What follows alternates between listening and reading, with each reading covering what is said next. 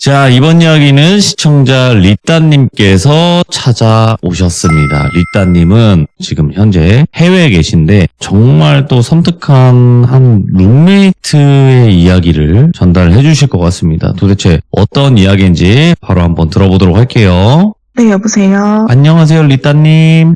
네, 안녕하세요. 오늘 리따님께서 이렇게 또 찾아와 주셔서 너무너무 감사드립니다. 네, 감사합니다. 네. 자, 오늘 리따님께서 들려주실 이야기가 우리 귀족님들도 정말 조심해야 되겠다라고 저도 생각이 네. 들었거든요. 그 이야기가. 네, 맞아요. 네, 세상에는 많은 사람들이 있지만 정말 또 섬뜩한 목적을 가진 사람들도 많단 말이에요. 맞습니다. 네, 그래서 어떤 이야기일지 바로 한번 출발을 해보도록 하겠습니다. 렛츠고! 기리십니다. 리따예요.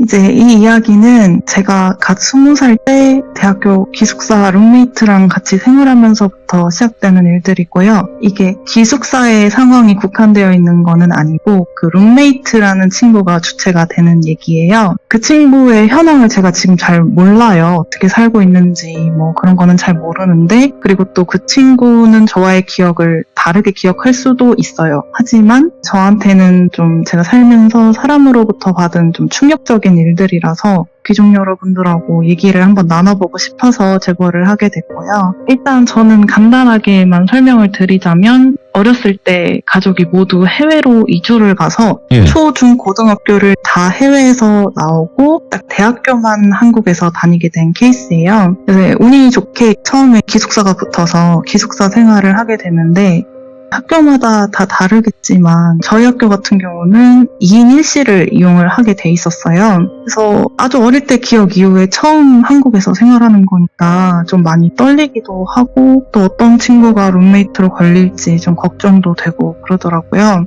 근데 기숙사 방하고 파트너 배정을 저희 학교는 진짜 100% 랜덤으로 뽑았어요. 눈을 가리고 아무거나 고르세요 해서 카드를 이렇게 몇 개 뽑으면 그 카드에 배정이 되고 방이, 룸메이트도 그렇게 배정이 됐었어요. 그래서 뭐 이렇게 주작이 되거나 그런 거는 없었던 것 같아요, 제 생각에는. 그래서 제가 먼저 입시를 하고 제 룸메이트는 며칠 뒤에 들어왔는데, 그 룸메이트 이름을 똘비라고 하겠습니다. 똘비 첫인상은 되게 좋았어요. 딱 보면은 깔끔하고 되게 정갈한 느낌이 드는 친구였거든요. 어떤 느낌이냐면, 이 사람이 한복을 안 입고 있는데도 뭔가 한복을 입고 있는 것 같은 느낌이 드는 친구였어요. 그래서 되게 특이하고 좋다. 저는 좋은 느낌으로 받아가지고 룸메이트 잘 걸렸다 이렇게 생각을 했었고, 그리고 처음에는 과는 서로 달랐어요. 똘비는 다른 과였는데 그래도 막 알게 됐으니까 같이 저녁도 먹고 뭐 근처에 놀러 나가기도 하고 시간을 좋게 같이 잘 보냈어요. 그리고 학기가 본격적으로 시작을 하고 나서는 같은 과 친구들도 따로따로 생기잖아요. 그래서 저는 같은 과 친구들하고도 조금씩 시간을 보내기 시작을 했었어요. 근데 그렇게 시간을 보내다가 어느 날부터 똘비가 제 귀가 시간에 대해서 좀 간섭을 하기 시작하는 거예요. 예를 들면 저녁 한 8, 9시가 되면은 너 어디야? 왜 이렇게 안 들어와? 이러고 문자 보내고 전화 계속하고, 사실 막 20살이 됐는데 저녁 8시가 문제가 아니잖아요. 밤 12시가 넘어갈 때도 있고 새벽 2, 3시까지 뭐 술 파티도 하고 새내기 모임도 많고 막 다들 놀기가 바쁜데 똘비는 저한테 그렇게 빨리 들어오라고 계속 닥달을 하더라고요. 심지어 어떤 일까지 있었냐면, 제가 외박 같은 거를 하는 날에는 너 미쳤냐? 외박을 왜 하냐? 네가 외박할 친구가 어딨냐? 해외 천주제에. 꼴값 떨지 말고 빨리 들어와라. 뭐 이런 식으로 강압적으로 말을 하기도 했었고요. 그래서 처음에는 그냥 내가 연고도 없이 이제 해외에서 막 왔으니까 걱정이 돼서 저러나 했는데, 그래도 조금 과하다 싶은 반응들이었어요, 대부분. 근데 하루는 이제 똘비가 저를 앉혀놓고 진짜 진지하게 얘기를 하는 거예요. 뭐라고 하냐면, 네가 해외에서 오래 살아서 한국 문화를 잘 모르는 것 같아서 알려준다고 하면서, 한국에서는 룸메이트하고 꼭 지켜야 되는 약속이 있다. 뭐 늦어도 8시에는 방에 들어와야 되고, 절대 외박하면 안 되고, 주말에는 무조건 기숙사 친구하고 같이 시간을 보내야 된다는 거예요. 그래서 이게 한국 문화라면서 너가 잘 모르니까 내가 설명해주지. 너 어디 가서 다른 기숙사 가서 지금처럼 행동하면 바로 쫓겨난다는 거예요. 그래서 잘 새겨 듣고 막 지키라고 이렇게 해가지고 저는 믿었어요. 똘비 말을 잘 모르니까. 그래서 내가 지금까지 한국 문화를 잘 몰라서 똘비한테 되게 예의가 없는 룸메이트였겠구나. 이제 안 그래야겠다. 좋은 룸메이트가 나는 돼야겠다라고 생각을 하고 그날부터는 저녁 약속은 절대 안 만들고 과 친구들이 어디 좀 멀리 놀러가자 1박 2일 놀러가자 해도 저는 나 룸메이트 있어서 안 돼 이러고 거절하고 그렇게 계속 시간이 지났어요. 하루는 저하고 좀 친하게 지내게 된 과 친구가 물어보더라고요. 너 요즘에 왜 술 약속도 안 나오고 우리 어디 멀리 놀러 갔었는 거 되게 재밌었는데 왜 안 왔어? 이렇게 물어봐서 제가 나 그때 기숙사에서 룸메랑 살잖아. 기숙사 매너 지키려면 일찍 들어가야지. 뭐 늦는 것도 안 되고 외박도 절대 안 된다고 내가 룸메한테 들었다 이렇게 얘기를 했더니 과 친구가 진짜 무슨 개소리냐는 표정으로 저한테 그딴 게 어딨냐. 네가 미성년자도 아니고 늦게 들어가고 싶으면 늦게 들어가고 외박하고 싶으면 하는 거지. 뭐 룸메가 법적 보호자도 아니고 굳이 이렇게 매너를 차린다고 치면 오늘 좀 늦는다, 오늘 외박한다 이렇게 알려줄 수는 있어도 절대 안 되는 건 아니라는 거예요. 네 룸메가 그렇게 얘기를 했어 너한테? 좀 이상한데? 뭐 한국에는 그런 문화는 없대요. 그래서 제가 그때 조금 이상하게 느꼈어요. 똘비가 조금 나한테 간섭을 하는구나. 귀가 시간에 대해서. 그리고 또 가끔씩 똘비가 되게 좀 이상한 가스라이팅 같은 거를 자주 하고는 했는데 예를 들자면 저희 기숙사 침대가 나란히 같은 방향으로 가운데 2-3걸음 정도 거리를 두고 있었거든요. 예. 근데 보통 사람이 잘 때 오른쪽으로 누워 자기도 하고 왼쪽으로 누워 자기도 하잖아요. 근데 똘비는 항상 마주보고서 자야 된다는 거예요, 서로. 그래서 제가 좀 시간이 지나서 똘비한테 등을 돌리는 방향으로 돌아놓으면 막 야! 너 왜 나 안 보면서 자? 응? 룸메는 원래 다 마주보고 자는 거야? 다시 나한테 돌아놓아! 이러면서 엄청 소리 지르면서 역정을 내거나 예. 어쩔 때는 뭐 제가 술을 잘 못하거든요. 근데 저녁에 술 한잔을 하자더니 술을 막 주량 이상으로 엄청 먹이고서는 집안 사정이라든지 뭐 가족 갈등이라든지 이런 걸 되게 집요하게 파고드는 거예요. 그러면서 야, 잘 들어라. 아무도 네 마음 이 세상에서 안 알아준다. 너는 혼자다 이 세상에. 나만이 너를 이해하고 도와줄 수 있다. 뭐 이런 식으로 얘기를 하기도 하고 똘비 본인도 저는 안 물어봤는데 막 본인 되게 딥한 사정도 얘기도 하고 근데 그렇게 되면 원래 서로 좀 그런 어두운 부분을 공유하고 나면 되게 빠르게 가까워지잖아요. 그런 걸 노리고 그랬는지 어쨌든 되게 빠르게 가까워지기는 했어요. 나의 약점을 이 친구도 알고 이 친구 약점도 내가 알고 약간 이런 느낌으로 그리고 생각을 해보면 학교를 이렇게 돌아다니다 보면 예. 똘비랑은 과도 다르고 수업 시간도 다 다른데 제가 어느 강의실을 가든 뭐 언제 어디에 있든 항상 똘비가 제 옆을 지나가고 있어요. 아니면 제 어깨를 이렇게 치면서 인사를 하거나 자기가 여기 있다, 나 여기 있다 이런 식으로 알려주는 것처럼 그렇게 계속했어요. 그래서 저랑 자주 어울려 다니던 과 친구들이 저보고 야, 네 룸메 진짜 이상하다. 너 쫓아다니는 것 같은데? 막 이런 말을 자주 했었거든요.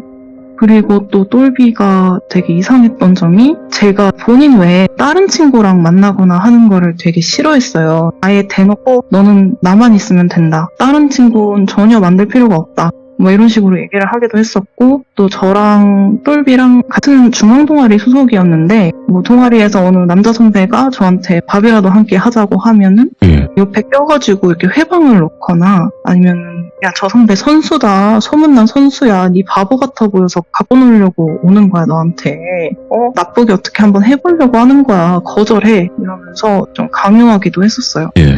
그래서 그렇게 시간이 한 1년 가까이 흐르다 보니까 당연히 제 주변에 오려던 친구들도 저 좀 이상한데? 이러고 차츰 멀어지고 네. 점점 똘비 외에는 다른 친구가 없이 고립되어 가고 있는 거예요. 저는 그 정도까지 사태가 되니까 똘비가 룸메이트기는 하지만 뭔가 좀 쎄해서 너무 가까워지면 안 되겠다 이렇게 생각하면서도 또 이상하게 그런 생각이 들 때마다 다른 한편으로는 똘비가 나를 진짜 친구로 생각해서 걱정돼서 하는 행동들인데 내가 잘 들어야 되지 않을까? 예의상? 막 이런 생각도 들고 그러면서 똘비가 이렇게 말하고 시키는 대로 하고 있는 제 모습이 이렇게 보이더라고요.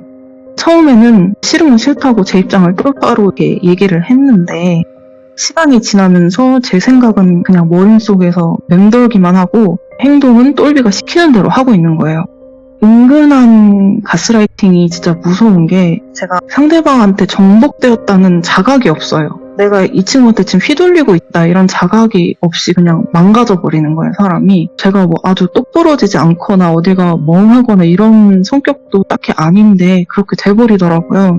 근데 이제 그때쯤에 제가 다른 과에서 이제 남자친구가 생겼어요. 아무래도 똘비가 제 룸메이트고 남자친구랑 이렇게 셋이 자주 볼 수밖에 없는 환경이잖아요. 근데 그 둘이 정말 고양이랑 개처럼 으르렁거리면서 서로 못 잡아먹어서 안달인 거예요. 똘비는 저랑 남자친구 사이를 이간질을 시켜서 헤어지게 하려는 것처럼 이렇게 안달이 나 있고, 남자친구도 제가 똘비랑 따로 약속이라도 잡으면은 어차피 같이 사는데 약속은 왜 잡냐, 걔 좀 그런데 너무 가깝게 지내지 마라 하면서 눈치를 주니까 예. 너무 불편한 상황이 매일매일 연속이었어요.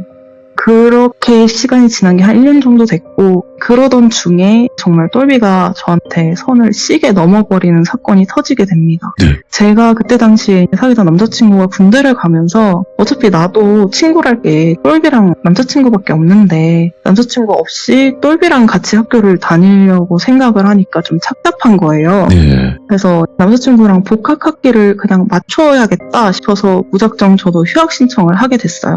이제 저는 부모님이 계신 해외 본가로 가서 휴식도 좀 취하고, 그렇게 되면 기숙사가 만료가 될 테니까 아싸리 이참에 똘비랑도 좀 멀어질 수 있을까 싶었거든요. 근데 보니까 똘비도 같은 학기에 휴학 신청을 했더라고요. 그래서 쟤는 왜 또 휴학 신청을 했을까 좀 불안해하면서 그렇게 있던 차에 똘비가 저한테 하는 말이, 야, 우리 같이 휴학하는데 이참에 어학연수라도 좀 같이 갔다 올까? 이렇게 제안을 하더라고요. 예. 저는 똘비가 좀 불편한데, 그리고 이제 휴학한 목적도 걔랑 좀 멀어질 수 있을까 싶어서 한 건데 어떻게 같이 생판 모르는 나라에 가겠어요. 그래갖고 그 제안을 좀 무시했었거든요. 근데 딱 정신을 차려보니까 제가 똘비랑 어학연수 상담실에서 상담을 받고 있는 거예요. 저는 똘비가 그 제안을 저한테 하고 제가 상담실에서 상담받는 순간까지 기억이 없어요. 무슨 일이 일어나서 어떻게 우리가 거기를 갔고 이런 기억이 아예 안 나요. 그냥 정신 차려보니까 홈스테이 비용이랑 어학원 비용이랑 상담을 다 받았어요. 근데 똘비는 또 옆에서 이 프로그램이 좋겠다, 이 나라로 가는 게 좋겠다, 이렇게 얘기하고 있고, 또 제가 속으로는 이게 도대체 무슨 상황인가, 내가 어학연수를 왜 가, 나는 해외에서 살다 왔는데 돈도 한두 푼도 아닌데 이렇게 생각을 했었는데, 입으로는 그래 너무 좋다, 같이 가자, 이렇게 하는 거예요. 그래서 제 기억으로는 그때 당시에 1년짜리 프로그램 어학원이랑 이렇게 홈스테이 비용 총 해가지고 한 2천만 원 정도였거든요. 근데 정신 차려보면 그 나라로 가는 비행기 예매하고 있고, 정신 차려보면 또 상담실 가서 계약서에 최종 사인 이런 거 하고 있는 거죠. 그래서 어느 정도까지는 똘비가 항상 같이 갔었는데, 어느 순간부터는 똘비 없이 저 혼자 알아보러 다니고 상담받으러 가고 하고 있더라고요. 그래서 아주 나중에 제가 도저히 이해가 안 돼가지고, 그 2천만 원이 저는 학생인데 어디서 나서 나는 돈을 내고 연수를 갔을까 하고 저희 부모님한테 한번 여쭤봤어요. 그랬더니 제가 그때 당시에 그 해외에 계시는 부모님한테 전화를 해가지고 아학을 쓰면서 보내달라고, 돈 보내달라, 나 이거 못 가면 죽어버릴 거다 이러면서 협박을 했대요.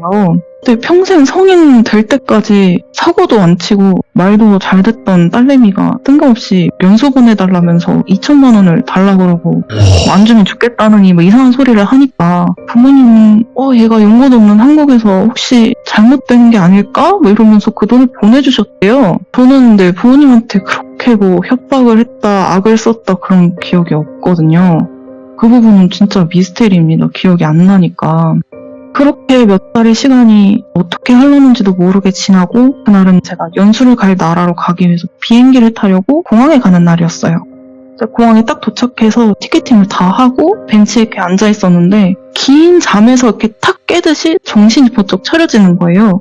그래갖고 뭐야 이게 진짜 여기 왜 있지?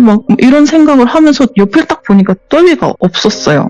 분명히 같이 어학연수를 가기로 했으면 준비야 조금 따로 했다고 쳐도 옆에 똘비가 있어야 되는 게 맞는데 없으니까 전화를 해봤어요. 똘비한테. 안 받더라고요. 안 받아요. 근데 나는 1시간 뒤면 비행기를 타야 되는데 마음이 너무 조급하니까 그 어학연수 상담실로 제가 전화를 해봤어요. 안녕하세요. 저 리따인데 똘비 혹시 오늘 저랑 안 가고 다른 날 따로 가나요? 이런 식으로 물어봤어요. 했더니 상담사님이 이러면서 똘비 씨는 한 달 전에 프로그램 취소하셨어요? 라고 하는 거예요. 그러니까 정작 먼저 가자고 했던 똘비는 안 가는데 저 혼자 알아보고 막 여기저기 뛰어다니고 계약하고 그날 혼자 공항에 온 거죠. 그래서 전화 끊고 이게 뭔가 하고 멍하니 있었는데 조금 있다가 카톡이 하나 오는데 똘비였어요. 전화는 안 받더니 근데 앞뒤 설명 아무것도 없이 딱 잘 다녀와 이렇게 한마디 보냈더라고요.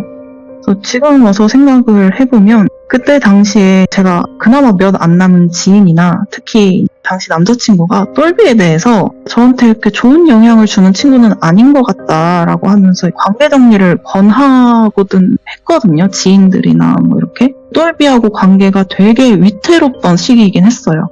그래서 나를 절대적으로 좀 모든 사람하고 멀어지게 하고 고립되게 할 수 있는 방법으로 이 방법을 택한 게 아닌가 싶기도 합니다. 지금 생각을 해보면. 저는 어떡해요. 이미 돈도 다 내고 홈스테이 패밀리랑 영상통화로 면접도 다 보고 비행기 타려고 공항에 왔는데 그래서 반강제로 어학연수를 떠나게 됐고 연수기간 1년 동안 똘비한테 여러 번 연락을 시도했지만 연결은 되지 않았어요. 어느 정도 이렇게 시간이 지나고 나서는 저도 포기를 하고 똘비랑은 이제 끝이다 이렇게 생각을 했었고 사실 연수 기간 동안 제가 그 나라에 적응을 잘 못해서 진짜 지옥 같은 시간을 보냈었거든요. 그렇게 연수 기간이 끝이 나고 드디어 한국으로 돌아와서 마음이 너무 지친 상태로 자취를 할 집을 알아보고 다니는데 귀신같이 똘비한테 전화가 오는 거예요. 잘 다녀왔냐? 보고 싶었다. 너 아직 지낼 데 없지? 이제 막 와서 우리 집에서 지내. 집 구할 동안 기한 없이 내가 재워줄게 이렇게 하는 거예요. 그래서 속으로 얘는 진짜 염치도 없다. 지가 연수 가자 해놓고 쏙 빠지고 나 혼자 보내놓고 내가 그렇게 연락해도 안 받더니 딱 한국 오니까 연락을 하네. 진짜 어이가 없다 라고 생각을 하면서 입으로는 그래 어디서 볼까 우리? 나 집 구할 때까지만 신세 좀 질게 이렇게 대답을 했거든요. 제가 똘비를 대할 때는 생각이랑 입이랑 따로 노는 거예요. 제가 연수 기간 동안 진짜 속으로 100번도 더 절연했어요. 똘비랑 혼자. 근데 오랜만에 보니까 되게 반가운 거예요. 그렇게 의도치 않게 다시 똘비하고 잠깐 룸메이트 기간이 시작이 됐어요. 하루는 똘비가 저를 아는 언니한테 소개를 시켜주고 싶은데 같이 가자고 하는 거예요. 무슨 대학에 되게 유명한 심리학과 교수인데 자기랑 너무 친한 언니래요. 네가 어학연수 다녀와서 마음이 너무 많이 지친 것 같아서 내가 너 상담 좀 해주라고 되게 어렵게 시간을 내주셨다. 그 언니가 가서 얘기 잘 해보고 나는 저기서 기다릴게 밖에서 이러고 어느 카페로 데려갔어요. 그래서 그 교수라는 사람을 만나봤는데 그 사람은 거의 무당이에요. 제 과거사, 가족 관계, 경제적 여력, 최근에 일어난 사건 사고 이런 거를 모르는 게 없어요. 그리고 되게 힘들었겠다 이러면서 위로를 해주는데 저도 모르게 눈물이 막 나는 거예요. 가뜩이나 되게 취약했던 때니까 마음이 되게 가고 엄청 기대고 싶더라고요. 그래서 한 일주일 정도를 거의 매일 그 교수라는 아는 언니를 같은 시간에 같은 카페에서 만나서 얘기를 하고 저도 얘기를 듣고 이렇게 반복을 했는데 그 일주일 동안 이상하게 제가 몸이 정말 많이 아팠어요. 예를 들면 딱 꼬집어서 머리가 아프다, 배가 아프다 이게 아니라 무슨 근육통 같이 온몸이 막 뻐근하면서 일어날 수도 없고 앉을 수도 없고 막 거의 그 교수라는 사람을 만나고 집에 있을 때는 기어다녔어요, 바닥을. 걸어다닐 수가 없어서. 근데 또 그 교수를 만나러 가는 시간이 되면 몸이 멀쩡해지면서 막 축축 준비를 하고 나가니까 완전히 100% 의지하게 되는 거예요. 나는 지금 상태가 머리도 힘들고 몸도 힘든데 나를 도와줄 사람은 이 교수밖에 없다. 이 교수를 소개해준 또 똘비는 내 구세주다. 막 이런 생각이 엄청 강하게 드는 거예요. 근데 이거는 완전 제 억측이기는 한데 아마 카페에서 만날 때마다 음료에다가 뭘 좀 탄 게 아닌가 싶어요.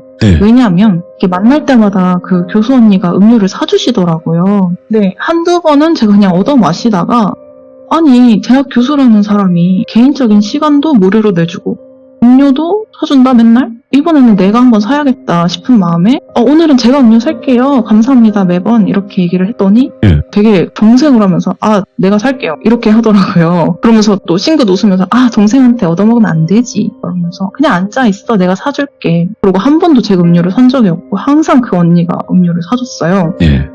그렇게 상담이 끝나고 집에 오면은 무슨 뭐가 탁 이렇게 열리는 것처럼 몸이 엄청 아파요. 걸을 수가 없어요. 근데 다음날 또 만날 시간대쯤 되면 괜찮아지니까 그거 좀 이상하잖아요.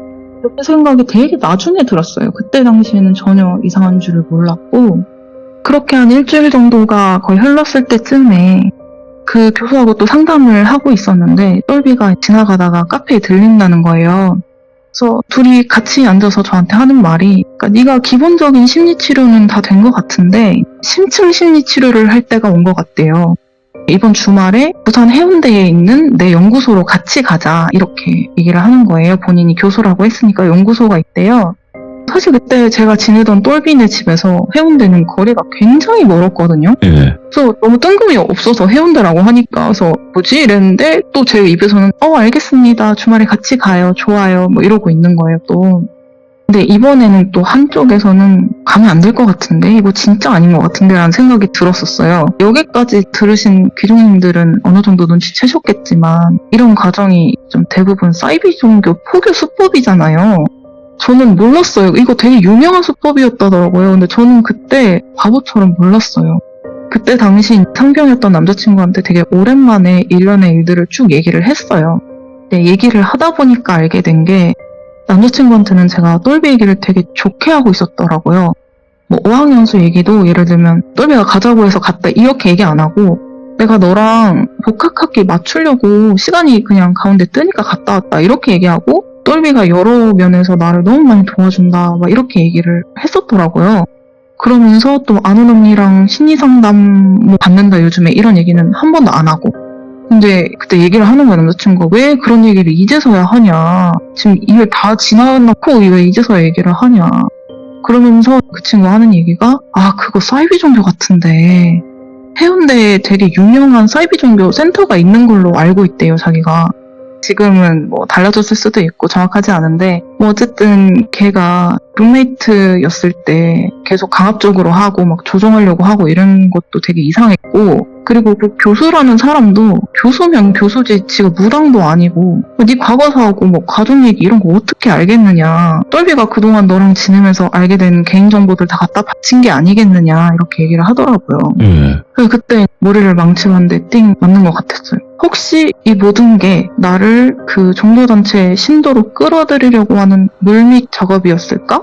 근데 한국에 와서 아무것도 모르는 저한테 이렇게 집착하고 고립시켜서 이제서야 진짜 작업에 들어가는 건가? 이렇게 생각이 들더라고요. 지난 2년을 돌이켜보니까 그렇게 너무 무섭고 소름이 끼치더라고요. 꼴도 보기 싫고 예. 이제는 진짜 이 친구랑 관계를 끊어야겠다 이렇게 생각을 했었어요. 근데 마침 집에는 똘비가 없었고 후다닥 이렇게 제 짐 몇 개 딱 챙겨가지고 똘비 집에서 무작정 나왔고 눈앞에 보이는 아무 모텔에 들어갔어요. 그래서 방을 잡고 이렇게 앉아서 생각을 해봤어요. 그래도 똘비가 이후나 고우나 내가 한국에서 만든 첫 친구고 그러니까 제일 서로에 대해서 잘 안다고 생각했는데 똘비의 의도는 그게 아닐 수도 있다고 생각을 하니까 제 지난 2년이 되게 부정당하는 기분이 드는 거예요. 그래서 남들한테는 뭐 2년? 별거 아니네. 뭐 그래 친구 여러 명 중에 하나 이상할 수도 있지 이렇게 생각하실 수도 있는데 저는 아는 사람도 없이 머리 크고 나서 한국에서 처음 생활하는 거였기 때문에 나름 의미가 되게 컸거든요. 친구라는 의미가. 그렇게 생각이 다 정리가 되고 나서 똘비한테 전화를 했어요. 그래갖고 막 쏟아냈어요. 나 이제 다 알았다. 너 다 계획했지? 내가 아무것도 모르는 바보 같아서 이용한 거 아니냐. 나 이제 너 안 볼 거고 그 교수 언니도 안 볼 거니까 다시는 연락하지 말라고 그랬더니 똘비가 예상이라도 하고 있었다는 듯이 되게 차분하게 리따야 무슨 일이야 남자친구가 너한테 뭐라고 하든 흔들리면 안 돼 여기까지 잘 버티고 잘 따라왔잖아 내일 우리 얼굴 보고 얘기하자 내일 몇 시까지 그 카페에서 만나자 이렇게 얘기하는 거예요. 저는 남자친구랑 통화했던 거 말하지도 않았고 똘비가 없을 때 집 나와버린 것도 똘비는 모를 텐데 그렇게 얘기를 하니까 너무너무 무서운 거예요. 아, 얘한테는 내가 뭘 숨길 수가 없구나. 아니면은 이제 아예 혹시 내 남자친구도 섭외를 했나? 다 한패거리인가? 이런 생각도 드는 거죠. 그래서 제가 뭐라고 했냐면 그래 내일 거기서 보자 이렇게 얘기했어요 또. 그래서 전화를 끊고 입을 막 때렸어요. 왜 보자고 하냐면서. 싫다고 해야지 왜 그래 도대체 하면서 내일 절대 안 간다. 이제 진짜 끝이다 얘랑은. 이러고 잠에 들었어요. 다음날 제일 먼저 기억나는 상황은 제가 만나자고 한 그 시간에 카페에 앉아 있었던 장면이에요. 들으시는 분들은 좀 답답하실 수도 있는데 저도 제가 어이가 없었어요. 왜 생각이랑 행동이 따로 움직이는지. 근데 똘비는 아직 안 왔었더라고요. 그래갖고 그냥 카페에 그렇게 기다리고 있는데 어떤 되게 핏기가 하나도 없이 하얗고 되게 마른 제가 모르는 여자가 저한테 와서 말을 거는 거예요. 저기요 막 이러면서 멀리서 봤는데 제 뒤쪽에서 후광이 비치더래요. 원래 천운을 타고나신 분인데 남자친구를 잘못 만나서 어두운 그림자가 다가오고 있다. 남자친구분이랑 계속 만나시면 안 된다. 네, 그쪽 조상이 하늘에서 당신을 구하시려고 귀인을 보내주셨는데 악마 같은 지인들 때문에 그 귀인을 저버리시면 얼마 안 가 교통사고로 죽으실 거예요. 이렇게 얘기를 하는 거예요. 교통사고로 죽을 거래요, 저보고. 그리고 그쪽 조상신이 저한테 이 말을 막 울면서 꼭 전해달라고 해서 제가 전해드리는 거예요. 이렇게 얘기하고 사라졌어요. 이게 지금 와서 생각해보면 진짜 뭔 소리냐 이게 싶고 다른 사람이 들어도 이게 누가 봐도 그냥 사이비 헛소리인데 그때 저는 그 말이 너무 겁이 나고 진짜 제가 죽을 것 같은 기분이 들었거든요. 막 손발도 떨리고 식은땀도 나고 내 주변 사람들이 나를 다 죽이려고 똘비한테서 날 멀어지게 하려고 했었던 거구나. 아, 다행이다. 나 이제라도 알게 돼서 똘비한테 그렇게 말한 거 사과하고 평생 함께 해야지. 이런 생각이 드는 거예요. 예. 조금 있다가 똘비랑 그 교수님이랑 같이 들어오더라고요. 그래서 셋이 앉아서 얘기를 하는데 똘비랑 그 교수 언니가 막 눈물을 펑펑 흘리면서 우리가 너 구해주려고 이렇게 노력하는데 네가 우리 이제 안 보겠다고 해서 얼마나 슬펐는지 모른다. 허튼 생각하지 말고 우리 믿고 따라와라. 우리가 구해주겠다 너를. 그러면서 제 손을 이렇게 꼭 잡아주는 거예요. 예. 그 손이 정말 따뜻했어요. 엄마 할머니가 어루만져주는 것처럼. 그러면서 너 지금 안색이 너무 어둡다. 지금 상태 너무 안 좋아 보이니까 당장 내 연구소로 가자. 이렇게 하는 거예요. 예. 근데 제가 정말 놀랍게도 거절을 했어요. 오. 다시는 보고 싶지 않다고 했어요. 잘하셨다. 잘하셨다. 너네 이렇게 다 짜고 치고 사람들 속에서 어디로 데려가려는지 내가 모르겠는데 이제 난 안 통한다. 예. 내 인생에서 꺼지라고 그랬어요. 왜냐하면 아무리 생각을 해도 하얗고 마른 여자가 저한테 이상한 소리를 하고 갔잖아요. 그 여자가 했던 그 말들이 계속 귓가에 맴돌았는데 예. 곱씹으면 곱씹을수록 너무 이질감이 드는 거예요. 냉정하게 생각을 해보면 이 모든 상황이 정상적인 상황이 아니잖아요. 예.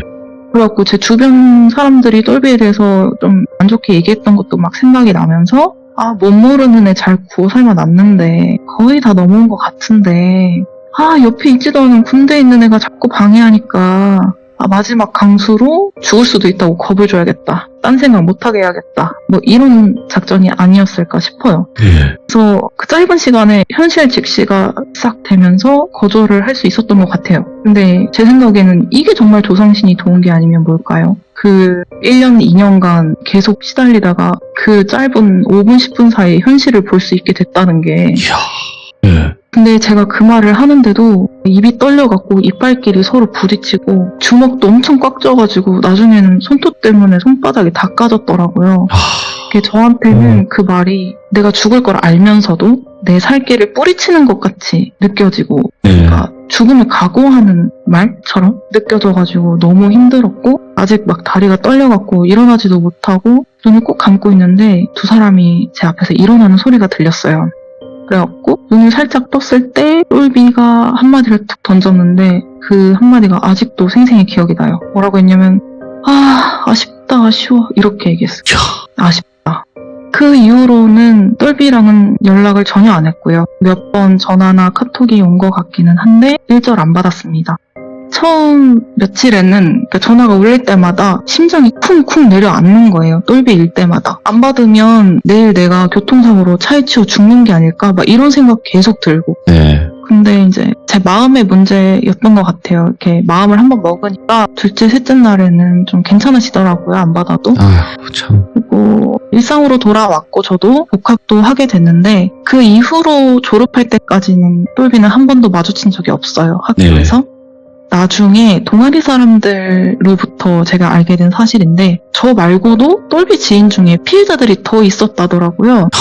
한두 명이 네, 아니구나. 그 피해자들도 거의 이제 타지에서 무연고로 대학 네. 때문에 이 지역에 혼자 왔거나 아니면은 뭐 가정사가 되게 복잡하거나 불우하거나 외로움을 느낄 수밖에 네, 없는 네. 환경. 네네 되게 어려운 친구들 있잖아요. 그런 친구들을 골라서 한 1, 2년에 걸쳐서 작업을 했더라고요. 저는 항상 똘비가 나 말고는 친구가 없나? 뭐 이런 생각을 할 정도로 저하고만 붙어 있으려는 줄 알았는데 시간을 어떻게 알뜰살뜰하게 썼는지 다른 피해자들도 되게 오랜 시간 동안 집착 이런 거에 시달리다가 마지막에는 교수 언니를 소개받았다더라고요. 예.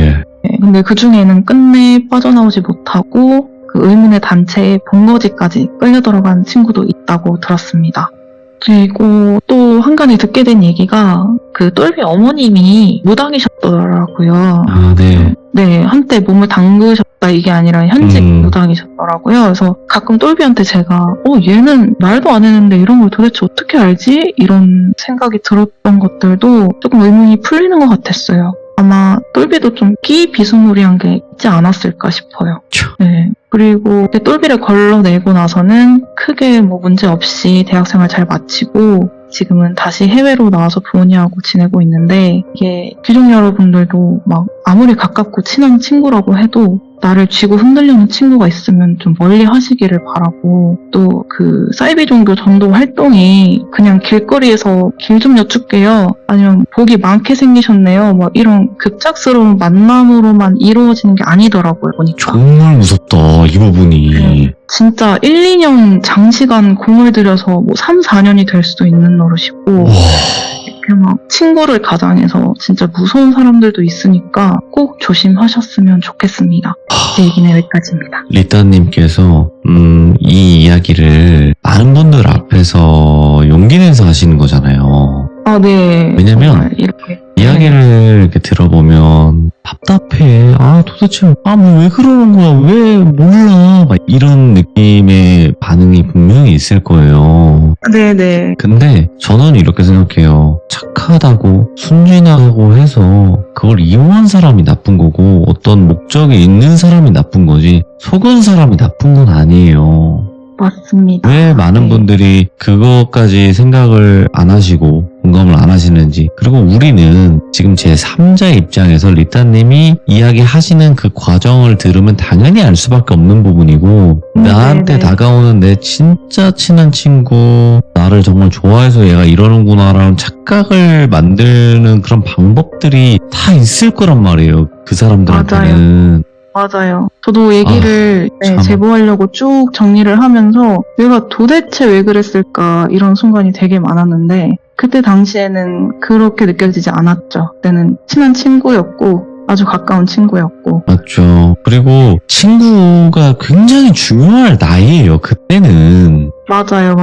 특히나 대학교 들어가서 아는 사람 없고 막 이럴 때 있잖아요. 맞아요, 진짜. 특히나 타지 뭐 친구가- 해외에서 오고 막 이러는데. 친구가 전부였던 때죠. 맞아요. 그때는 지금에서야 나이 먹고 아이고 뭐 사람 좀 가려 사귀어야 되겠다 뭐 이런 느낌이겠지만 그때는 그렇단 말이에요. 그러니까 시대적 배경이랑 그리고 그때 상황 이런 것들 그리고 모든 것 중에 더 섬뜩했던 거는 저희는 당연히 이런 사이비는 단순히 만나가지고 그 상황에서 빠르게 이루어지는 줄 알았거든요. 아, 네, 아니더라고요. 와, 몇 년간 작업을 한다는 게 이것 때문에 속을 수밖에 없는 거예요. 진짜, 네. 이게, 그리고 동시다발적으로 한 사람한테만 포커싱이 맞춰져 있는 게 아니라, 그 사람들은 아마 뭐 훈련을 받는지 어쩐지는 모르겠지만, 아주 여러 사람한테 다 그렇게 집중을 하고, 이렇게 할 수 있더라고요. 몇 년 동안. 뭔가 되게 작은 트루먼 쇼를 보는 듯한? 무서운 일이죠. 와. 정말 조심하셔야 됩니다. 네, 진짜로 너무너무 감사드리고 오늘 리따님의 이야기로 인해서